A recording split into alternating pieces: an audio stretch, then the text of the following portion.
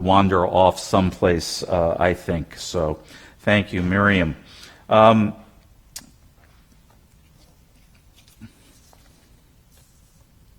So this week, the drasha I have to share is not about the Torah portion or the holiday. It is about the world around us, which this week compels our attention beyond the walls of the synagogue and even beyond the words we find this week in the scroll. I stand figuratively with the protesters, said Governor Andrew Cuomo today, referring to the events in Minneapolis and extending condolence and expressing solidarity with the family of George Floyd, who died at the hands of police officers on Monday. Let's not make the same mistake that we continually make, said Governor Cuomo at today's conference, that we tend to see incidents. This is an incident, an isolated incident. It's not an isolated incident, said the governor. It is a continuum of cases and situations that have been going on for decades and decades and decades. These are chapters in a book, and the title of the book is Continuing Injustice and Inequality in America. And these are just chapters. That's why the outrage. That's why the frustration and the anger. It's not about one situation. It's about the same situation happening again and again and again and again, and seeing the same thing and not learning the lesson. The words of the governor. It's that happening in a broader circumstance. Look at the people dying of the coronavirus. It is disproportionately African American people. It's just a continuing injustice.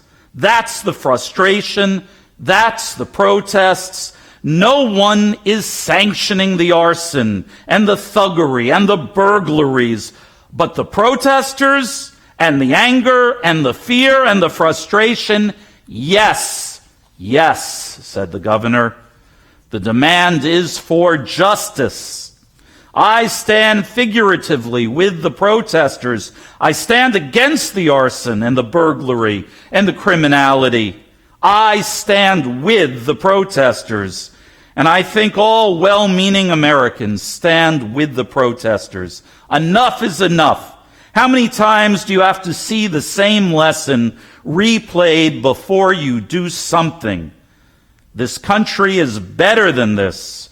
It has been better than this. It shouldn't take this long to end basic discrimination and basic injustice. The words this morning of our Governor Andrew Cuomo. Well, you can tell, because I quoted it at length, I found our governor's words quite inspiring today, but I was also left questioning his concluding affirmation. Quote, "This country is better than this. It has been better than this." Close quote. Are we? Have we been better than this? Or is that something we white and privileged folk just tell ourselves in order to allay our guilt, our indifference, our lack of action, in order to turn our gaze away?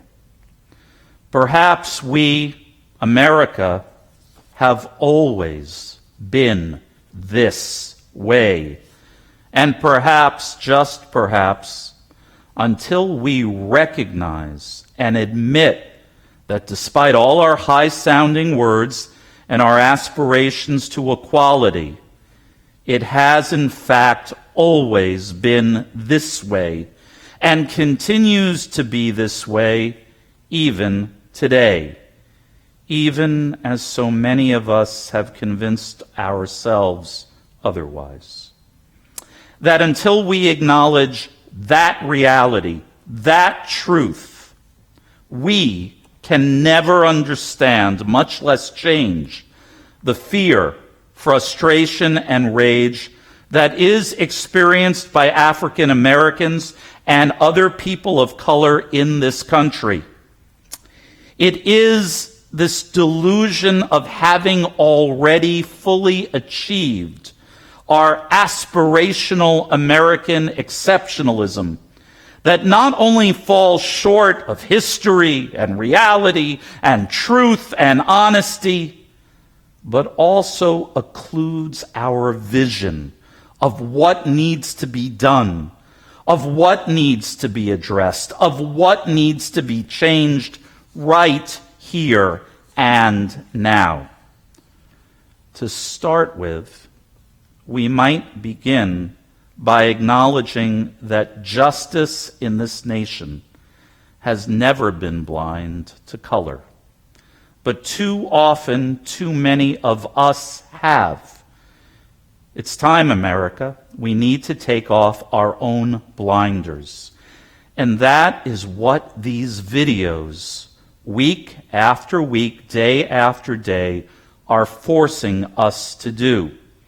To truly see and understand the anger and the fear and the frustration that the governor spoke of the experience that is not ours, but is viscerally and dangerously real, and so apparent and so pervasive for Americans of color. Shabbat Shalom. As always, I am privileged to share my thoughts and words from this pulpit, and I do invite you to share your responses, critiques, and criticisms and insights, and I do look forward to receiving those each and every week, so thank you.